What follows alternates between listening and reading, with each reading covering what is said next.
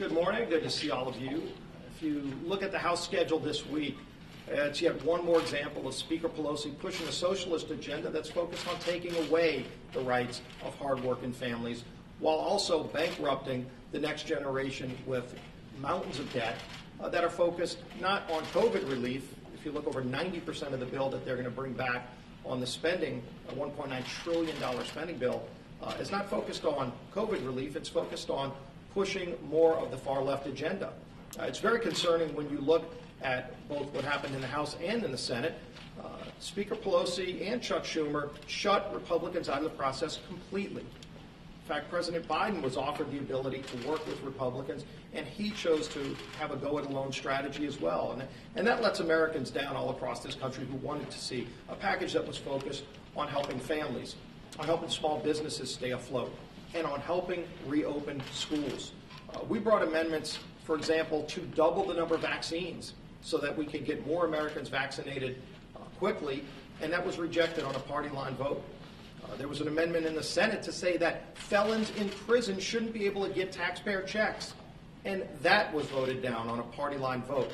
So clearly, when you look at the priorities of Speaker Pelosi, it's to spend as much money as quickly as possible on her socialist agenda and to turn her backs on those of us who want to work together to confront this virus and to safely reopen our economy and our schools. You could just look at the crisis on the border. It's a major, major national scandal. Jay Johnson, the Obama Homeland Security Secretary, once said that if there were 1,000 or more illegal crossings, that was a bad day. Today we're seeing 3,000 or 4,000 illegal crossings a day at our southern border. It is a national crisis, and it needs to be confronted by President Biden, and he refuses to acknowledge this. There are super spreader caravans coming across our southern border. I think it's an interesting, misplaced priority that the Biden administration's agenda is to open America's borders and close America's schools. This is the wrong approach. This is not focusing on the hardworking families of this country. The science says that the schools should be open now. Every school should be open, teaching kids in the classroom, and every day they refuse to do that, it's setting those kids back even further. Millions of American kids are being denied the ability to learn and to be able to compete. And the science is clear that the schools should be reopened. Again, we put more money. Ashley Hinson's bill was offered up during the process of moving this bill forward to say if schools get more money, it has to be to reopen so that kids could be learning in the classroom. And it was rejected by every Democrat, which begs the question, what do they need this money for if it's not to reopen schools during this pandemic? And so, again, we're going to continue to fight for those hardworking families. We're going to continue to fight to reopen schools safely, to follow the science, not the union bosses.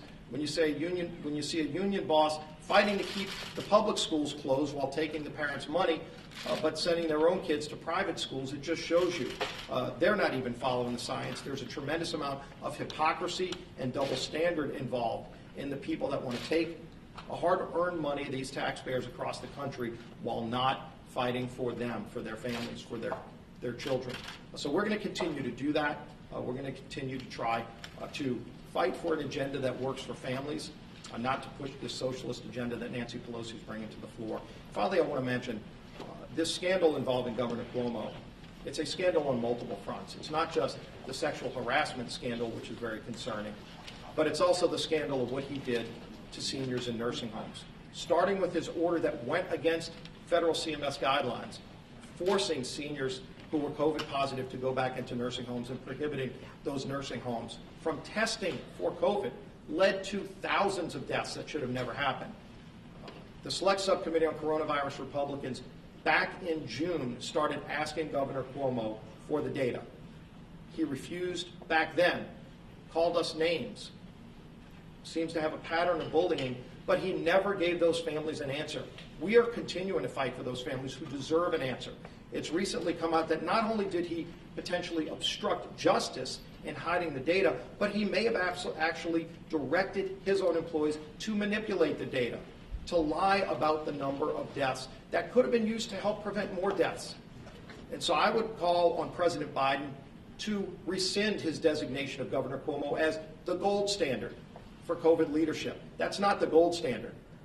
That is an epic failure that led to the deaths of thousands of people, and Governor Cuomo needs to come clean with the American people, with the people of New York, parents, children who lost their grandparents and their parents, who demand answers, who deserve answers to that data. And we're going to continue fighting for those families.